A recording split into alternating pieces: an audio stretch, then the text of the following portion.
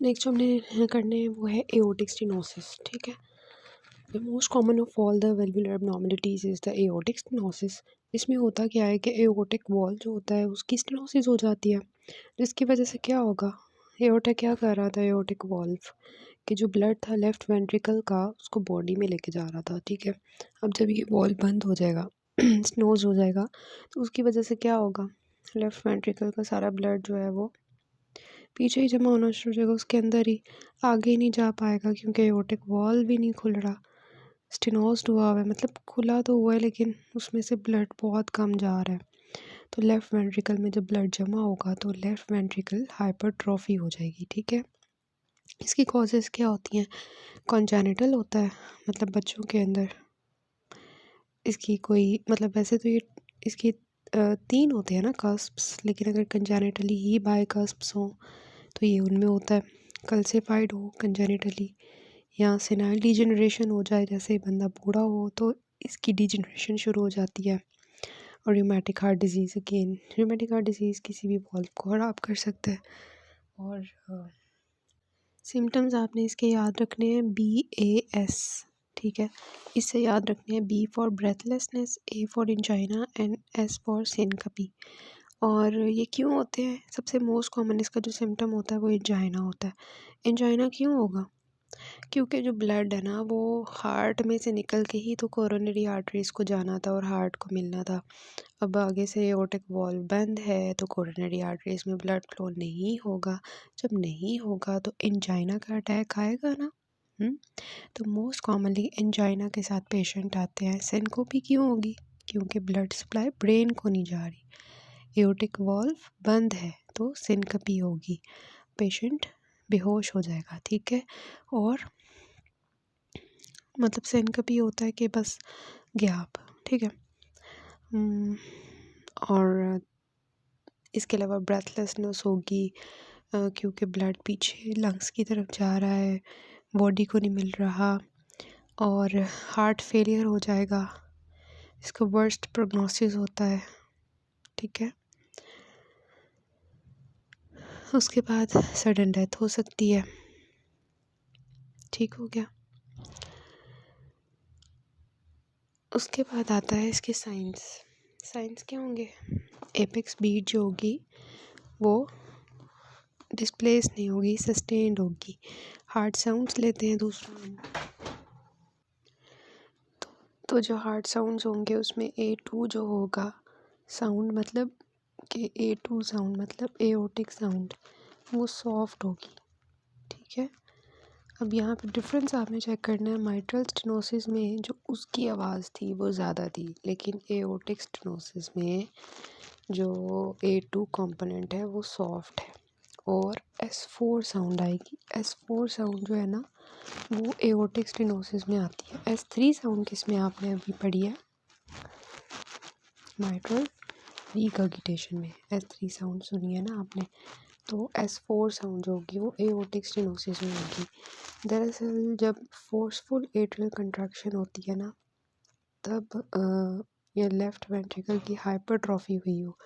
ठीक है, aortic stenosis में क्या होता है, ब्लड जो है ना वो बैक फ्लो करता है लेफ़्ट वेंट्रिकल में, जिसकी वजह से वो उसको कंपनसेट करने के लिए हाइपरट्रॉफी कर लेता है। तो जब लेफ्ट वेंट्रिकल की हाइपरट्रॉफी होगी ना, तो जब एट्रिया कंट्रैक्ट करके ब्लड देगा लेफ़्ट वेंट्रिकल को, तो वो जो ऊपर से एक ब्लड गिरेगा ना तेज़ी से और लेफ़्ट वेंट्रिकल की हाइपरट्रॉफी वॉल्स के ऊपर, तो उसकी आवाज़ आती है। ठीक है, तो इसको कहते हैं कि this is fourth heart sound, forceful atrial contraction against the left ventricular hypertrophy. ठीक है, सॉफ्ट A2 इसलिए होती है ना कि जो ब्लड होता है ना वो आगे नहीं होता एओर्टिक वॉल्व के इतना, तो जितना कम आगे ब्लड होगा ना उतनी कम आवाज़ आएगी।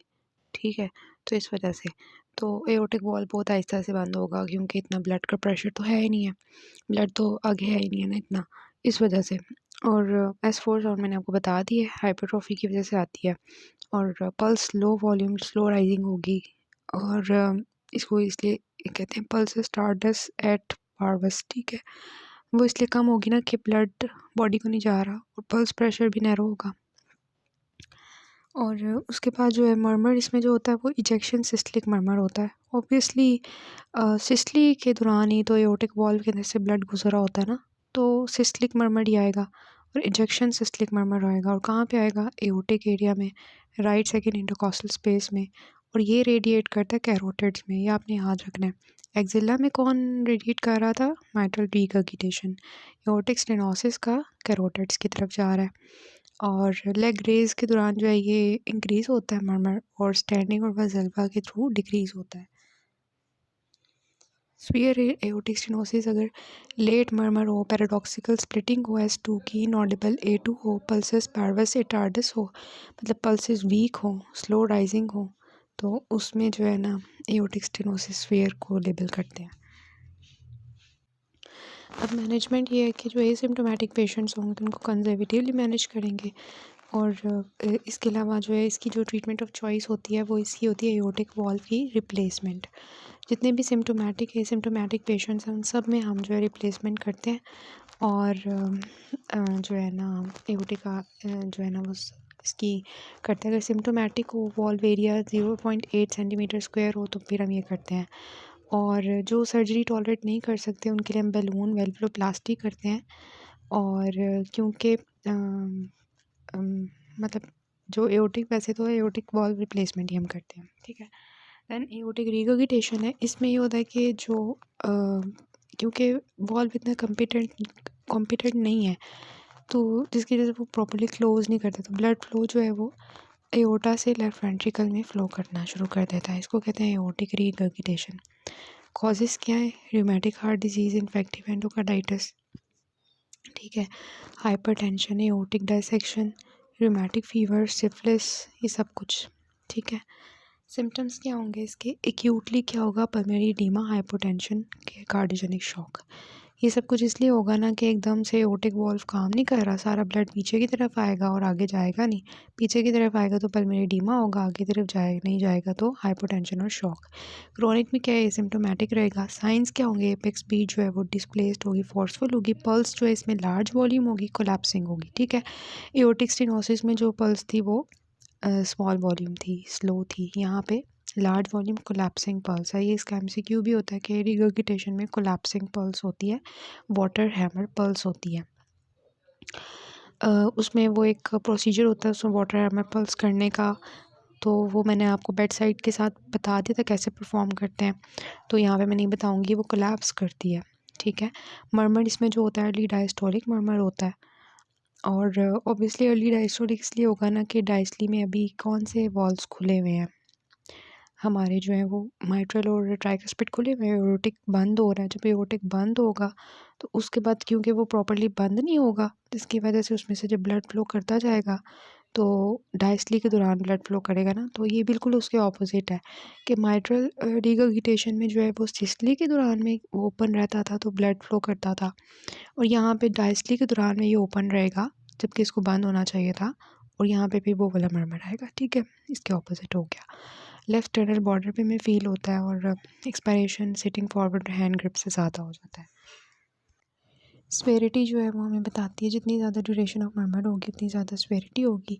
इसको कहेंगे अर्ली डायस्टोलिक मरमर, ठीक है। अर्ली डायस्टोलिक मरमर ये आएगा, मैंने आपको बता दिया क्यों, कि एओर्टिक वॉल्व बंद नहीं होगा जो कि डायस्टली में उसको बंद हो जाना चाहिए था, ठीक है।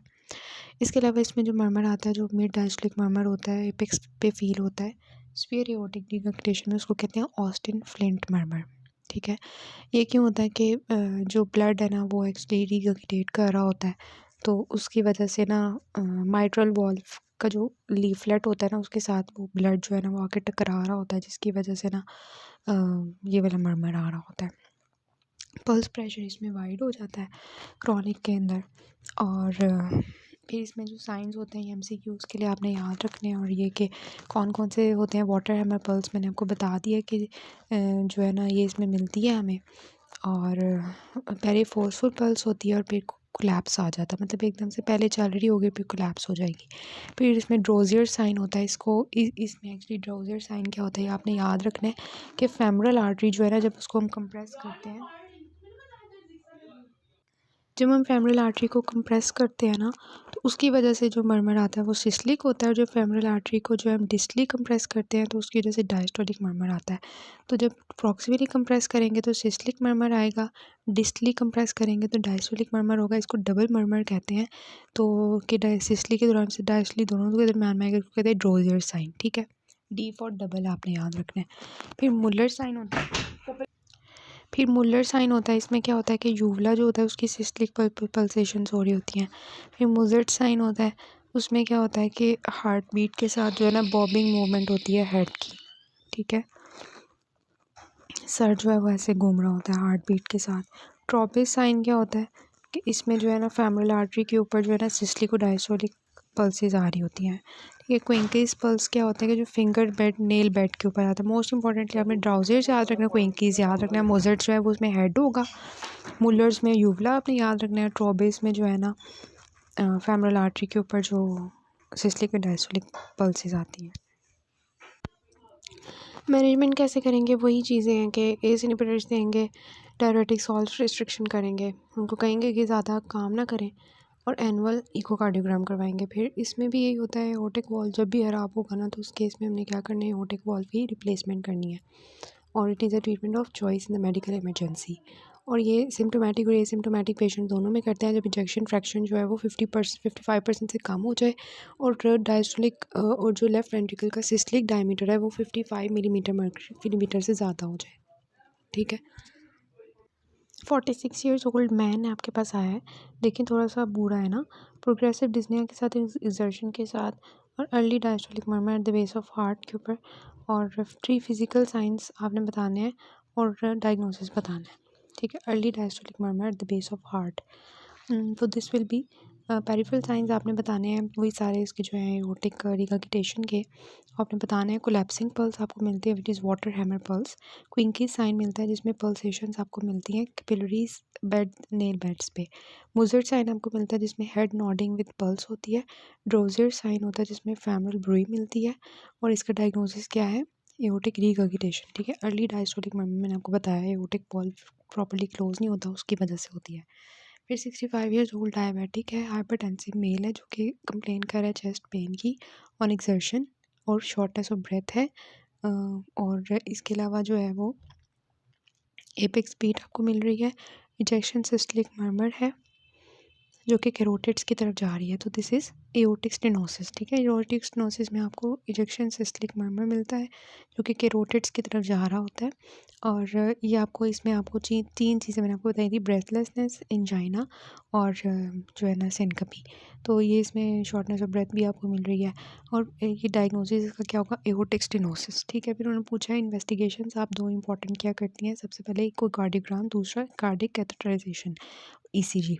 ठीक है, उसके बाद इसकी जो है वो मैनेजमेंट आपने बतानी है। सिम्टोमेटिक में कंजर्वेटिव ट्रीट करेंगे, एंजाइना के लिए बीटा ब्लॉकर्स और कैल्शियम चैनल ब्लॉकर्स देंगे, हाइपरटेंशन जो है उसके लिए बीटा ब्लॉकर्स देंगे, हार्ट फेलियर के लिए डिजॉक्सिन और डायरेटिक्स और एस इनहिबिटर्स देंगे, और सिम्टोमेटिकली जो है हम क्या करेंगे, अगर सिम्टोमेटिक है तो वॉल्व रिप्लेस करेंगे, बेलून वेल्वुलोप्लास्टी करेंगे, और एफib है तो उसके लिए एंटी कोगुलेंट थेरेपी देंगे। ठीक है, सो यही आपके एओर्टिक इम्पॉर्टेंट था और माइट्रल इम्पॉर्टेंट था। इसके अलावा जो है ट्राइकस्पिड है ये इम्पॉर्टेंट नहीं है, बस इसमें से यूक्यूज़ आते होते हैं। देखिए मैं आपको थोड़ा सा बता देती हूँ, पैनसिस्टिक मरमर किस में था, माइट्रल रिगर्गिटेशन में। ठीक है, और अर्ली डायस्टोलिक मरमर किस में है, एओर्टिक रिगर्गिटेशन में। ठीक है, और अगर मैं आपसे पूछूं कि मिड डायस्टोलिक मरमर किस में होता है, तो दैट इज़ माइट्रल स्टेनोसिस। ठीक है, अच्छा कौन सी चीज़ होती है जो एक्सिला की तरफ रेडिएट करती है, माइट्रल रिगर्गिटेशन। कौन सी कैरोटिड्स की तरफ रेडिएट करती है, एओर्टिक रिगर्गिटेशन। ठीक है, एओर्टिक स्टेनोसिस सॉरी। ठीक है, इजेक्शन सिस्टलिक मरमर किस में होता है, एओर्टिक स्टेनोसिस। ठीक है, सो ये मेन पॉइंट्स होते हैं, इसी से आपने इनको डायग्नोज करना होता है। एओर्टिक स्टेनोसिस में आपने वो BAS निमोनिक याद रखना है, और माइट्रल वॉल्व प्रोलैप्स में जो MCQs में आता है वो आपने 3 P's याद रखने हैं। पैनिक अटैक्स के साथ जो है ना पैल्पिटेशंस होगी, फीमेल होगी, और प्रोलैप्स के साथ आ रही होगी। ठीक है, so this is all about the valvular heart disease.